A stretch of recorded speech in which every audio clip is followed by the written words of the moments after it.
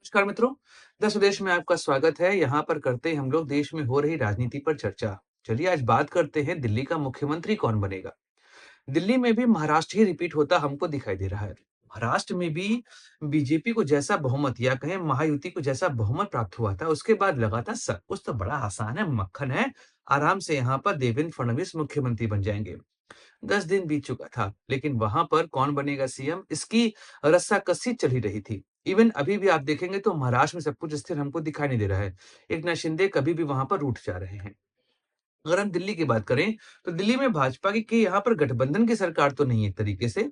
भाजपा के अपने विधायक ही यहाँ पर हैं। ऐसे में फिर भी 7 दिन लग चुके हैं और कौन बनेगा सीएम इसके विषय पर चर्चा थम ही नहीं रही है। अभी जब प्रधानमंत्री नरेंद्र मोदी गए थे फ्रांस और अमेरिका की यात्रा पर, तो लोगों ने सोचा कि भई तब तक ये लोग नाम डिसाइड कर लेंगे, मोदी जी के आते ही शपथ ग्रहण हो जाएगा। मोदी जी आ चुके हैं भारत और अभी भी भाजपा के नेताओं ने डिसाइड नहीं किया है कौन बनेगा दिल्ली का मुख्यमंत्री। ऐसे में हम लोग बात करते हैं कि आखिर भाजपा की ओर से मुख्यमंत्री पद का चेहरा कौन बनने वाला है? क्या-क्या क्राइटेरिया होंगे और किसके नाम चल रहे हैं आगे? वैसे भाजपा के बारे में यह कहा जाता है कि भाजपा में जिसका नाम सर्वाधिक चलेगा वह तो सीएम नहीं बनेगा। राजस्थान, मध्य प्रदेश और छत्तीसगढ़ यहाँ से बड़ा एग्जाम्पल तो कोई हो ही नहीं सकता। चलिए डिस्कस करते हैं डिटेल में इस वीडियो में। नमस्कार दोस्तों, मैं सुधांशु, आप देख रहे हैं देश विदेश।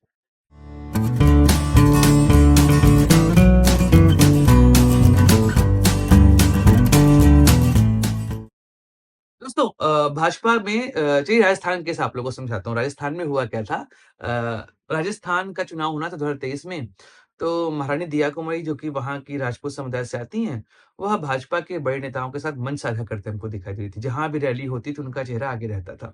हर किसी ने यही सोचा कि दिया कुमारी ही बनेंगी मुख्यमंत्री। हर तरफ यही बात चली थी और भाजपा को जैसी मेजॉरिटी मिली, तब लगा कि दिया कुमारी का नाम आज नहीं तो कल यहाँ पे घोषित कर दिया जाएगा। पर अचानक से एक समय क्या होता है, राजनाथ सिंह देते हैं चिट्ठी वसुंधरा जी को और वह उस चिट्ठी में नाम देती हैं भजनलाल शर्मा का। मतलब आउट ऑफ द बॉक्स नाम आता है भजनलाल शर्मा का और दिया कुमारी बन जाती है उप मुख्यमंत्री और अभी राज्य की सेवा कर रही हैं। चलिए, कट्टू आप दिया कुमारी की जगह पे दिल्ली में आपको वह नाम प्रवेश सिंह वर्मा दिखाई देगा। 2020 से लगातार 2020 में जब भाजपा चुनाव हारी थी, उसके बाद से प्रवेश सिंह वर्मा कंटीन्यूअस अरविंद केजरीवाल के ऊपर मुखर रहे। अरविंद केजरीवाल की नीतियों की अगर किसी व्यक्ति ने सबसे अधिक आलोचना की है, तो वो प्रवेश सिंह वर्मा है। आउटर दिल्ली में उनका प्रभाव है क्योंकि वह जाट समुदाय से आते हैं और उनके पिता साहेब सिंह वर्मा भी दिल्ली के मुख्यमंत्री रह चुके हैं। ऐसे में जाट समुदाय जो कि दिल्ली में डोमिनेंट कास्ट है। अगर हम यहाँ पर दिल्ली की बात ना करें, राजस्थान, हरियाणा और वेस्टर्न यूपी यहाँ पर भी जाट समुदाय का प्रभुत्व हमको देखने को मिलता है। ऐसे में प्रवेश सिंह वर्मा का नाम सर्वाधिक यहाँ पर आगे चल रहा था और प्रवेश सिंह वर्मा ने जिस तरीके से कैंपेन लीड किया, क्योंकि अगर नरेंद्र मोदी के बाद हम बात करें दिल्ली यूनिट की, तो दिल्ली यूनिट में नाम सर्वाधिक था प्रवेश सिंह वर्मा का और वह स्वयं अरविंद केजरीवाल के खिलाफ यहाँ पर चुनाव लड़ रहे थे। और सीधी बात है, आप क्या चाहेंगे? अगर आपका नाम सबसे आगे चल रहा है तो आप कोशिश करेंगे भाई सेफ सीट ले ली जाए, जहां से हम वोट अपना गेन कर सकें और हम अपनी सीट बचा सकें या हम यहाँ पर सीट जीत सकें। लेकिन उन्होंने यहाँ पर अरविंद केजरीवाल जो कि राज्य का सबसे बड़ा चेहरा है, उनके खिलाफ उन्होंने यहाँ पर चुनाव लड़ना स्वीकार कर लिया। इवन अमित शाह ने जब उनसे कहा कि भाई कोई और सीट आप ले लीजिए, उसके बाद भी प्रवेश सिंह वर्मा ने जिद करके दिल्ली की सीट उन्होंने यहाँ पर ली और उसके बाद उन्होंने वहां पे अरविंद केजरीवाल को हराया।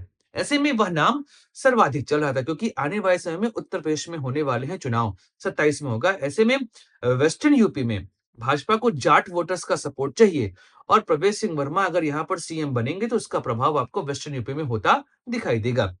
लेकिन प्रवेश सिंह वर्मा का नाम इतना अधिक चला और जब वो चुनाव जीते तो सीधे मिलने पहुंच गए अमित शाह से।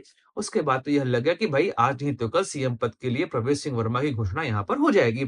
लेकिन आज एक हफ्ता बीत चुका है और अभी भी कई सारे नाम और चल रहे हैं। प्रवेश सिंह वर्मा का नाम धीमे धीमे शांत होता ही हमको यहाँ दिखाई दे रहा है। यहाँ पर जो 3 नाम प्रमुख चल रहे हैं, चलिए उनके विषय में चर्चा कर लेते हैं। इसमें एक नाम जो आगे चल रहा है वो है आशीष सूद का। जी हाँ, अगर हम बात करें आशीष सूद की तो वह एबीवीपी से आते हैं। इसके अलावा भारतीय जन युवा मोर्चा के वह महासचिव रह चुके हैं और पार्षद रह चुके हैं जनकपुरी से। इस बार वह यहाँ से 19,000 वोटों से जीत कर भी आए हैं। ऐसे में अगर भाजपा चाह रही है कि भाई किसी पंजाबी व्यक्ति को यहाँ पर हम अपना समर्थन दें, क्योंकि पंजाब में सरकार बनाने की कवायद भाजपा के अंदर दिखाई दे रही है और ऊपर से दिल्ली में पंजाबी समुदाय बहुत रहता है, इस वजह से भी आशीष सूद का नाम यहाँ पर आगे चल रहा है और अभी फिलहाल वह नंबर 1 पे चलते हमको यहाँ दिखाई दे रहे हैं। 2 और नाम है लेकिन 2 नाम महिलाओं के हैं। एक है रेखा गुप्ता जी का नाम है और एक है शिखा राय का नाम। चलिए दोनों पे डिस्कस करते हैं। आप दिल्ली को देखेंगे तो दिल्ली 1993 में एनसीटी बनी और यहाँ पे मुख्यमंत्री पद के लिए अब तक 3 सीएम यहाँ पर आ चुकी हैं, सुषमा स्वराज, शीला दीक्षित और अभी आतिशी मार्लेना।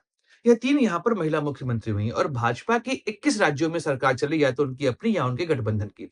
21 राज्यों में एक भी जगह पर महिला मुख्यमंत्री नहीं है। ऐसे में भाजपा कोशिश करेगी कि इस बार यहाँ पर महिला मुख्यमंत्री दिया जाए, क्योंकि भाजपा का भी इतिहास रहा है कि वह महिला मुख्यमंत्रियों को काफ़ी समर्थन देती है और हमेशा कोशिश करती है कोई न कोई महिला मुख्यमंत्री यहाँ पर रहे।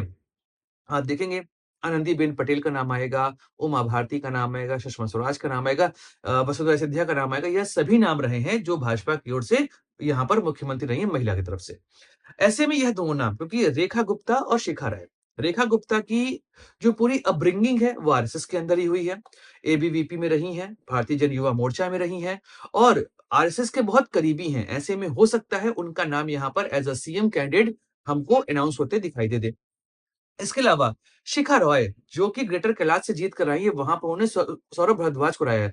सौरभ भारद्वाज जिनकी सीट सबसे सेफ मानी जाती थी कि वह सीट वो नहीं हार सकते, शिखा रॉय ने वहाँ से सौरभ भारद्वाज को हरा दिया है और ये आसान बात नहीं है।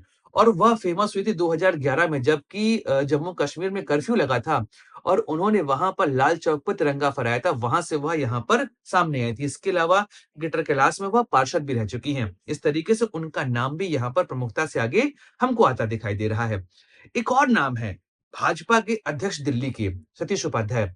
उनका नाम भी यदाकदा सामने आ ही रहा है कि वह भी यहाँ पर सीएम बन सकते हैं। लेकिन भाजपा 2 जगह पर ब्राह्मण मुख्यमंत्री दे चुकी है और हम देखेंगे यहाँ पर यूपी में भी, वहाँ पर भी सवर्ण समाज से आने वाले योगी आदित्यनाथ मुख्यमंत्री। तो भाजपा यहाँ पे सवर्ण चेहरा तो नहीं देगी, लेकिन सतीश उपाध्याय का नाम भी यहाँ पर हमको आगे आता दिखाई दे रहा है।